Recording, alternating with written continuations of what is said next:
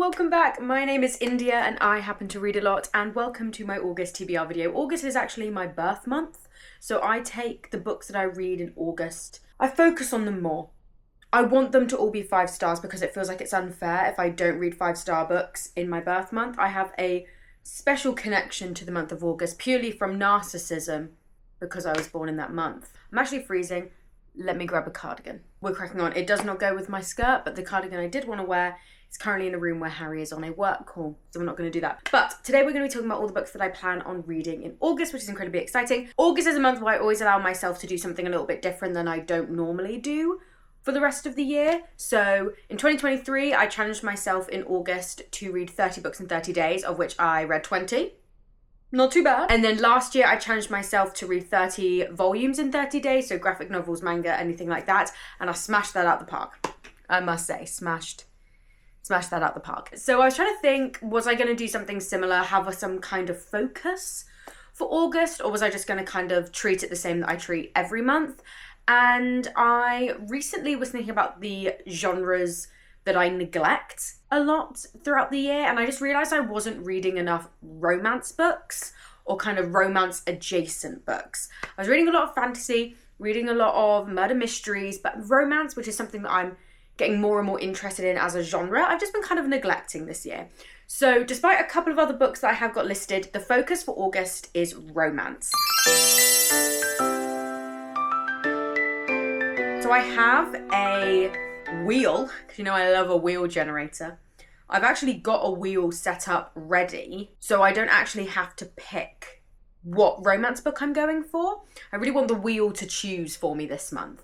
And the good thing about romance books, they're very quick reads, so I feel like I could do quite well. If you hear some banging, I can't help but apologise. You know, humans have to live their life and I can't stop them for one YouTube video, so you might hear some people doing work outside in their gardens, like I can hear right now. Hopefully the loud sound of my voice will stop that. So throughout the month, I plan on clicking this and allowing that to choose my books. I do have to go through and make sure I've included enough because I might have missed a couple, but this is the vibe that we're going for. So yes, the focus for August, definitely romance vibes. That's what we're going for. Thank you. That being said, there are a couple of books that I need to read that don't fit that parameter that I do need to read in the month of August. So I plan on reading those very quickly in the month, or just like dotting around. Especially if I'm reading romance, I don't feel super comfortable reading romance on public transport just in case, you know? So I do like a good public transport, public place backup book. I don't like the idea of someone reading over my shoulder and it's just a smut scene, you know? Not really for me. So I do have my backup books, which we'll get into. So focusing on the 3 books that aren't romance that I want to prioritise outside of my August focus, we have these ones. We have a non-fiction, a middle grade graphic novel, and you can't really tell with this, and a fantasy book. So starting off first, and I definitely sometime this month want to do a non-fiction focus month as well, we have Peep Show, The Murders at 10 Rillington Place by Kate Summerscale. This was a award-winning, I want to say? No, I could be wrong there. No, it was, yes. It was a winner of the CWALCS Gold Dagger Award for non-fiction last year, and was a bunch of books of the year and a bunch of publications. But this is a true crime book about the murders at 10 Rillington Place. One of my co-workers, John, actually read this when it came out in hardback and he loved it so much, and he said to me that I needed to read it. I actually weirdly don't know too much about it. I'm purely picking this up based on my colleague's recommendation because I trust his recommendations. So from what I can gather, you know, and what the title says, it's just focusing on the realization and the solving of the murders that happened in this one house and all the media frenzy that gets involved, conversations about gender criticism in here, specifically misogyny at the victims. So it's going to be a bit of a heavy read for my romance month. But I do want to read more non-fiction. It's something that I've been really meaning to do this year. So I definitely think maybe November's normally non-fiction November, so maybe I'll focus on some non-fiction then. But yes, really excited. God, I was sat, that sounds really awful to be like, so excited to be reading a true crime book about these poor women that got murdered. That sounds awful and I don't actually think that. but it is a book I've been meaning to read for a very long time, based off my lovely co-worker's recommendation. Then we have The Great Wen by Alan Moore. This month, I'm currently filming this and it's the end of July. I had just read The Watchmen by Alan Moore, which I enjoyed. It was good. But this is his first novel. The Great Wen, and again, I should have read this last October, so sorry.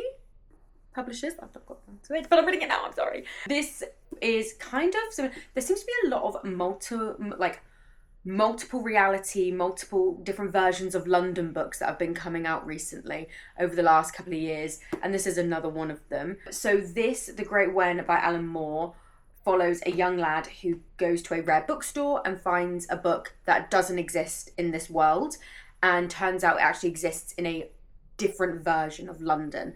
And this book takes him on a very twisty, winding journey of multiple Londons, different pocket dimensions, things like that. And this book is so rare, it is rarer than any rare book to ever exist, that if our main character does not take it back to this other version of London, he will be killed. Alan Moore's got incredible ideas, so hopefully this will come across really well. And you know, this is his first novel, so hopefully his writing's good, because he's a great graphic novel writer.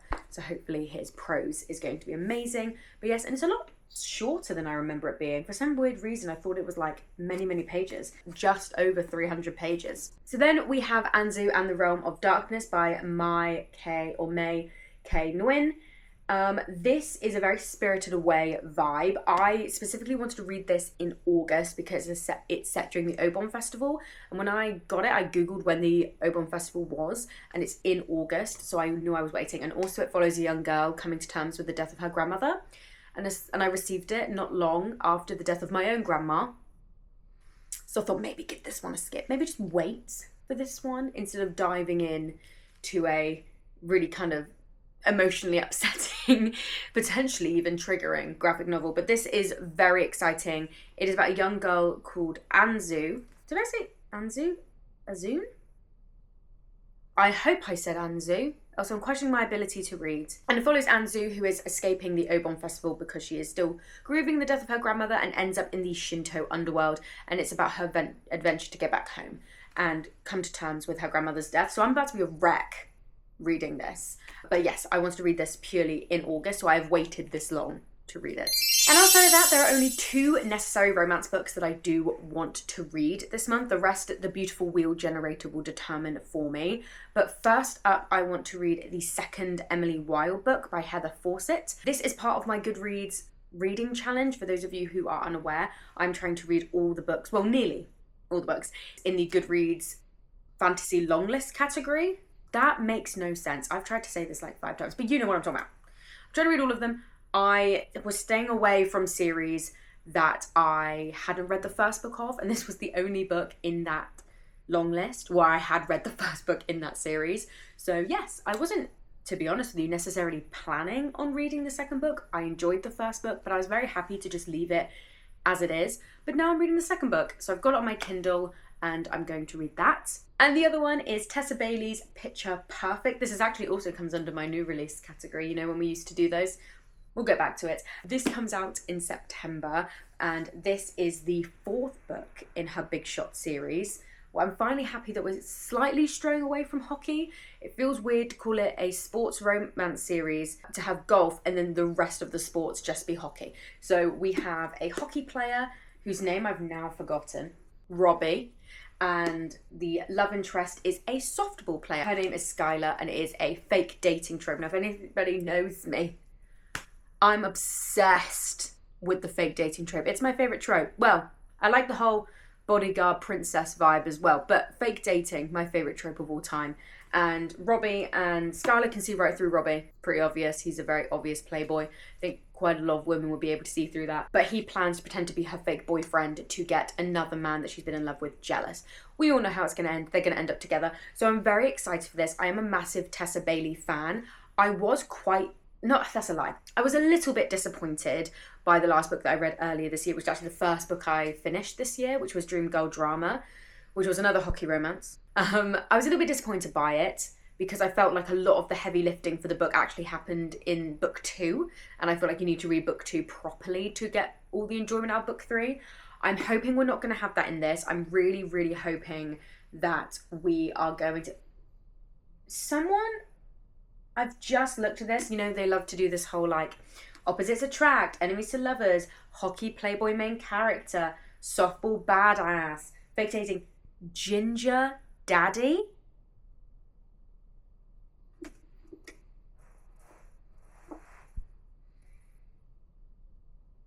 Babes, we could have stopped with the rest of them. We did not need to add that. That makes me cringe. My toes hurt because I'm cringing so hard, because I really hope it just stands well by itself as well as being part of a wider series. So we'll see. I do enjoy a lot of Tessa Bailey's books, so I have very high hopes. But that's it. It's just me and my wheel generator at that point. Very excited. I love a wheel generator. I think it's so much fun. I think this is going to be good, and I think it's good.